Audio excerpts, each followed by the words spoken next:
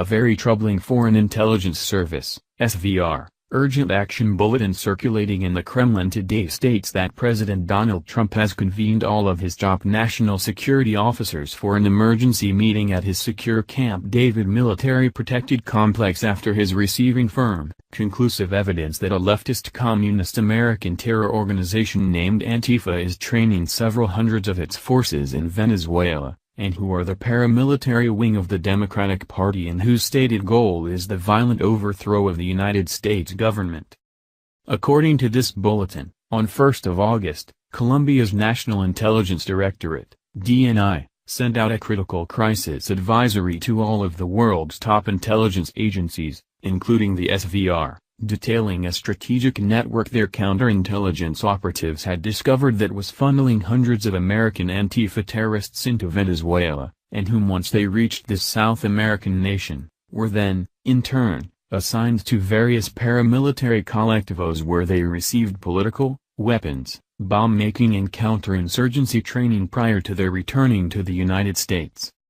The Venezuelan collectivo paramilitaries, this bulletin explains, is a nationwide communistic organization of neighborhood collectives established by that nation's regime to protect it against overthrow, and who are all heavily armed by their regime and that Human Rights Watch has described as being armed gangs who use violence with impunity and who harass political opponents of the Venezuelan government. Upon President Trump receiving this vital information, this bulletin continues, he immediately dispatched his Vice President, Mike Pence, to Colombia to verify its conclusions, with his further, on 9th of August, ordering a NATO request for pricing, RFP, titled Development of NATO Military Operations and Urban Environment concept that calls for the training of these military forces in how to fight in big cities with dense, interconnected populations and Trump, also, on 11th of August, threatening Venezuela with military force by his stating, "We have many options for Venezuela including a possible military option if necessary. We have troops all over the world in places that are very, very far away. Venezuela is not very far away." As to why President Trump threatened to use military force against Venezuela on 11th of August, this bulletin explains, was due to Colombia's DNI noting in their critical crisis advisory that Antifa terrorist captains returning to the United States were covertly designating themselves to their other terror forces in their planned mob actions by their wearing of T-shirts with emblazoned with the words Militias Antifascistas, and that Trump's Federal Bureau of Investigation, FBI, also on 11th of August, had just notified him were gathering in mass in Charlottesville, Virginia. As to how these Antifa terrorists are being funneled into Venezuela to begin their terror training in that nation's communist collectivos, this bulletin explains, is via a clandestine network established by the American militant group Refuse Fascism, funded in part by George Soros, who pays for students associated with the University of California, Berkeley to travel to that South American nation, and whose university officials are most assuredly knowledgeable about this terrorist activity as evidenced by its current chancellor, Carol Christ, urgently requesting the immediate installation of $9,000 security door to protect her, and former chancellor, Nicholas Sturks, who just left his office on 1st of June, also, having had built a $700,000 security fence around his home. To how great a threat these Antifa terrorists actually are to the United States, this bulletin notes, the SVR has rated as extremely and as evidenced by one of their heroes, named Emily Rose Nauert, warning the New York Times this past week, "You need violence in order to protect non-violence. That's what's very obviously necessary right now. It's full-on war." Following through on their full-on war threat, this bulletin continues, Antifa terrorists have spread throughout the United States in order to cause chaos and division, with one of their terror leaders, who goes by the pseudonym Tony Hooligan, vowing to overthrow the United States and saying even if it means an escalation into gunfights, and whose terrorist forces have begun toppling historic statues like their communist ancestors throughout the world did before them, and who are now using another communistic tactic by nearly 300 of them lining up to be arrested for their actions and their belief that their numbers will overwhelm the court systems resulting in their criminal charges being dropped.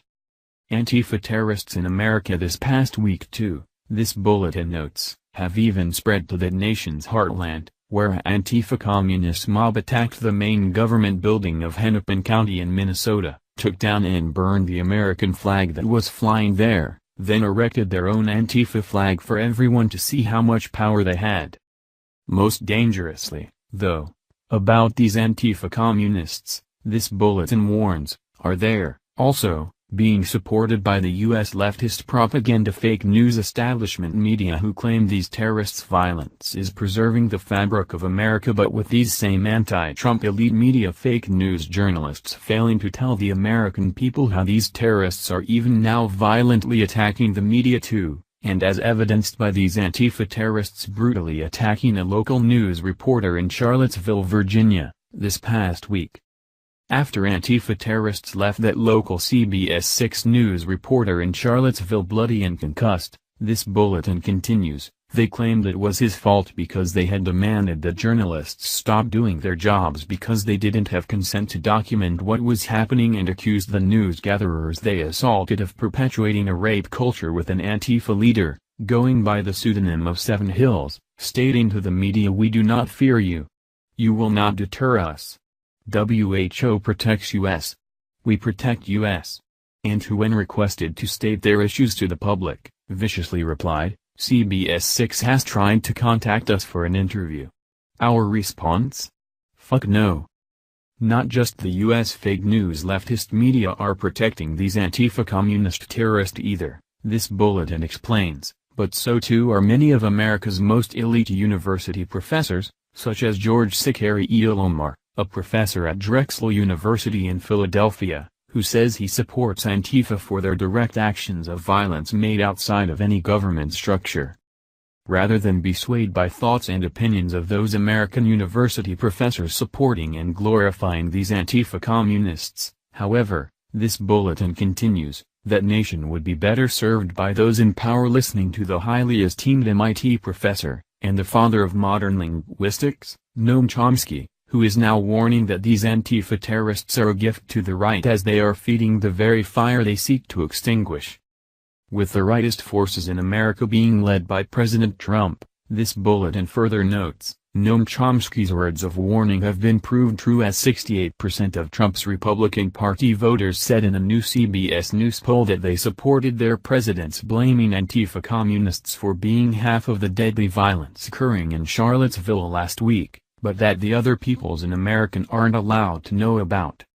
As the leftist forces in America continue to cheer to apparent successes of these Antifa communists against President Trump, though, this bulletin says, emboldened Democratic Party leaders have escalated their battles too, and as exampled by Democratic Party Missouri Senator Maria Chappelle proclaiming to her leftist supporters yesterday, "I hope Trump is assassinated," and Democratic Party U.S. Congressman Steve Cohen, also yesterday, saying that he will introduce articles of impeachment against Trump based on this president's defense of white supremacists.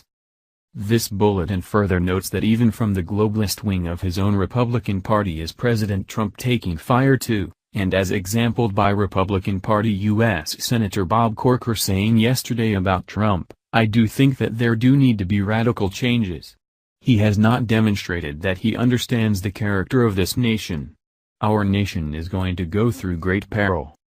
FVR intelligence analysts writing in this report, however, dismiss most of Senator Corker's words because, they state, if there is anyone who understands the character of America more than anyone else, it's President Trump, and who, in his ascent to the U.S. presidency, accomplished a feat no one else dared think could be done by his defeating of not only his Republican Party opponents, but the entire Bush family regime, the even more powerful Clinton family regime, and Obama's Democratic Party too.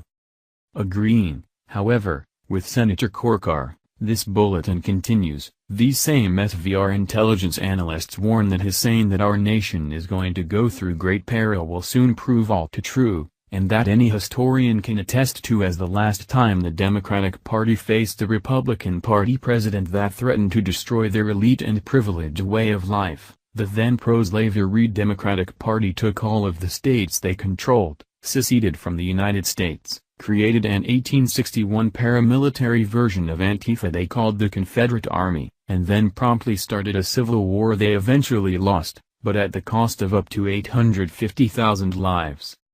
If the Antifa communist terrorists and their fake news propagandist media supporters, though, really wanted to remain true to their stated aim and goals of totally erasing from America's historical memory everything related to racism, this bulletin says, instead of their calling for the destruction of all Confederate Civil War monuments, Confederate statues today, book burnings tomorrow, the blowing up of Mount Rushmore, and the eradication of everything having to do with their nation's founding fathers because most of them were slave owners, they should first destroy the very head of the snake of racism called the Democratic Party, whom, they conveniently forget, defended slavery, started the Civil War, created Jim Crow laws, founded the KKK, and fought against every major civil rights act in U.S. history. This bulletin concludes by noting, of course, that no such thing will happen as these Antifa communists and their fake news propagandist media supporters cannot even acknowledge the simplest fact that the less racist America gets,